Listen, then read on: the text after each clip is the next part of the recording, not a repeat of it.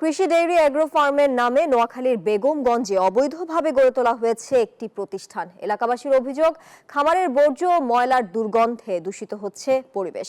স্থানীয় প্রভাবশালী প্রতিষ্ঠান হওয়ায় প্রশাসনও থেকেছে নীরব।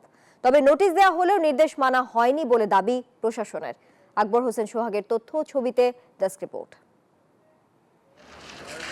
নোয়াখালীর বেগমগঞ্জ উপজেলার অনন্তপুরে গড়ে উঠেছে আল মদিনা ডেইরি অ্যাগ্রো ফার্ম নামের একটি খামার।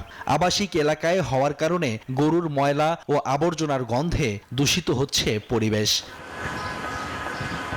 এলাকাবাসীর অভিযোগ, গত 5 বছর আগে খামার গড়ে তোলেন স্থানীয় আওয়ামী লীগ সমর্থিত বাহার উল্লাহ নামের এক প্রভাবশালী। এরপর থেকে ময়লা আবর্জনার দুর্গন্ধে বিপর্যস্ত হতে থাকে জনজীবন।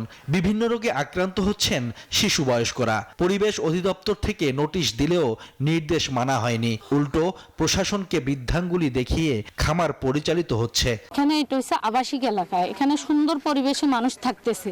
এই গরুগর থাকার কারণে আমাদের বাচ্চাগুলো অসুস্থ হয়ে যেতেছে। আমরা দুর্গন্ধের জন্য খাবার খাইতে পারি না, আমাদের চলাফেরা, আমাদের বারবার পাতলা পায়খানা, ডায়রিয়া এগুলো হইতেছে। আমরা ঘরের দরজা খুললে আমরা বিশেষ ফলায় নিঃশ্বাস লইতে পারি না, আমাদের এমন পরিস্থিতি। আমরা পরিবেশ অধিদপ্তরে এটা বারবার কমপ্লেইন করছে এলাকাবাসী বিভিন্নভাবে, উনি এগুলি কোনো ভ্রুক্ষেপ করে না। আমরা আসলে সামাজিকভাবে এই সুখগুলোর প্রতিকার চাচ্ছি।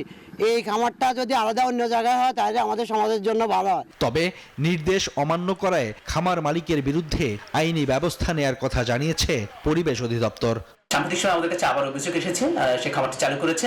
তো এইটার প্রেক্ষিতে আমরা পুনরায় আবার তদন্ত করে আমরা তার বিরুদ্ধে আইনগত ব্যবস্থা গ্রহণের জন্য, তাকে মামলার কার্যক্রম পরিচালনা করার জন্য আমরা পুনরায় এনফোর্সমেন্টে প্রেরণ করেছি এবং এনফোর্সমেন্ট স্যার মামলা করার নির্দেশ প্রদান করলাম। আমরা অতি সত্ত্বর তার বিরুদ্ধে আইনগত ব্যবস্থা গ্রহণ করবো এবং মামলা পরিচালনা করবো। অভিযুক্ত খামারের মালিকের সাথে বারবার যোগাযোগের চেষ্টা করেও পাওয়া যায়নি। এদিকে পরিবেশ রক্ষায় খামারটির বিরুদ্ধে ব্যবস্থা নেয়ার দাবি এলাকাবাসীর।